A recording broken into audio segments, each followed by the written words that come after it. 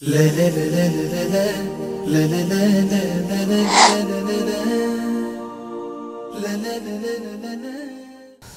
اللہ الرحمن الرحیم۔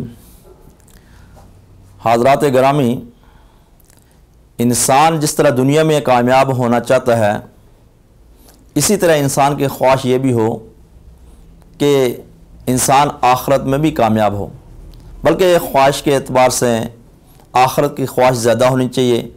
اس کی وجہ یہ ہے کہ آخرت کی زندگی بہت لمبی ہے۔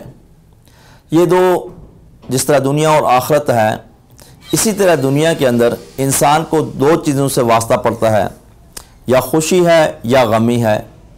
ان دونوں چیزوں کے اندر اللہ کو یاد رکھنا چاہیے اور اس میں خیر والی باتیں اور خیر کے کام کرنے چاہیے، اور اس میں خرافات سے بچنا چاہیے، اس لیے کہ خرافات کی نحوستیں پڑتی ہیں۔ خوشی کا مقام جو ہے، جناب رسول اللہ صلی اللہ علیہ وسلم نے خوشی کے موقع پر جب اپنی بیٹی حضرت فاطمہ رضی اللہ تعالیٰ عنہ کا نکاح کیا تو آپ صلی اللہ علیہ وسلم نے خود پڑھایا۔ اس کی وجہ یہ تھی کہ آپ صلی اللہ علیہ وسلم یہ سمجھتے تھے کہ دنیا و ما فیہا میں سب سے زیادہ جو بلند ذات ہے، جو عزت و عظمت والی ذات ہے، وہ سرکار دو عالم صلی اللہ علیہ وسلم کی ذات ہے۔ جب وہ خود نکاح پڑھائیں گے تو اللہ پاک اس کی برکت سے ان کے زندگی میں خیر و برکت نازل فرمائیں گے۔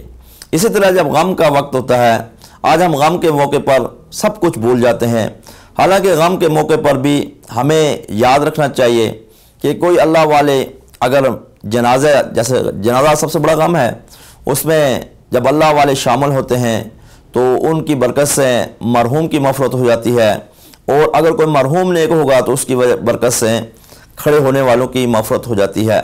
ایک بڑا مشہور واقعہ ہے حضرت غریب نواز کاکی رحمہ اللہ تعالیٰ عنہ کا، کہ جب ان کا انتقال ہونے لگا اور انہوں نے یہ وصیت فرما دی پہلے کہ میرا جنازہ وہ پڑھائے گا جو 3 باتوں پر عمل کرنے والا ہوگا۔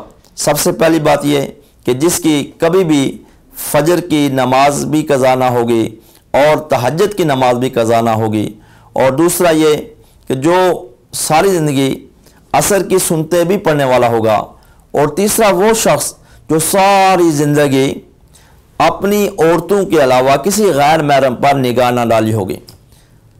تو جب ان کا انتقال ہوا، لاکھوں کی تعداد میں لوگ آئے، بڑے بڑے شیوخ آ گئے، بڑے بڑے علماء آ گئے۔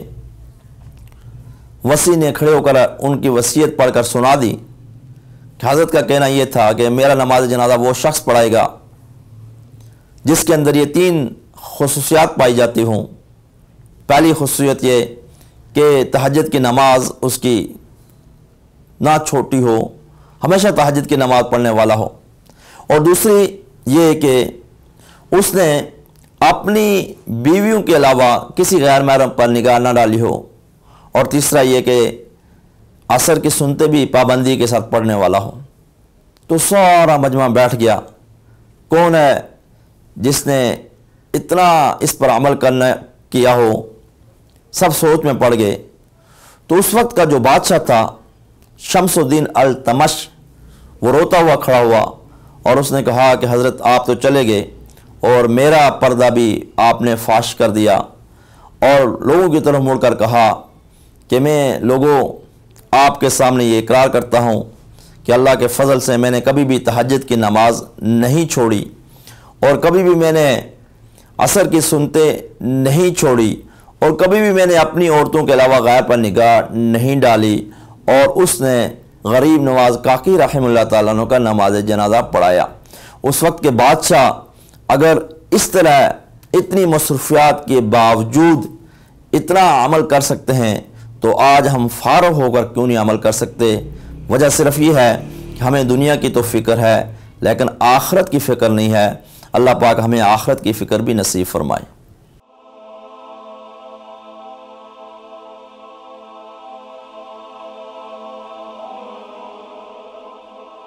ایمان کی کرن، ہدایت کی شمع، وصال اردو۔